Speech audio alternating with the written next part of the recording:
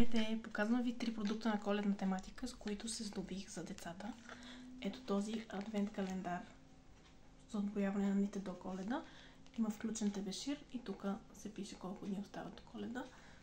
Ще го дам на Йони, за да си отброява от началото на декември. Ето този комплект Майнкрафт, лицензиран, тъй като той е фен на Майнкрафт и винаги има нужда от подобни неща. Гумичка, острилка, линийка, молив и тефтерче. Изглежда доста готин. И като за края оставих най-голямото, а именно адвент календар коледен на Switch с ученически пособия.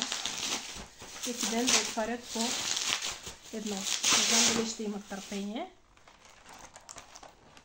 Ето така изглежда. Тук при транспорта явно тук малко се е тръгнало да се отваря.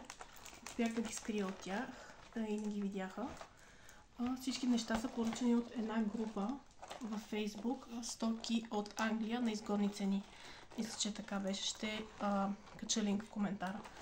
Ето отново показвам продуктите. Ако обичате такива видеа и ви харесва да ги качвам още, се абонирайте за канала ми, за да може да ги следите, както и да не изпускате ежедневието ни с децата. Желая ви лека вечер. Ето отново показвам видеото.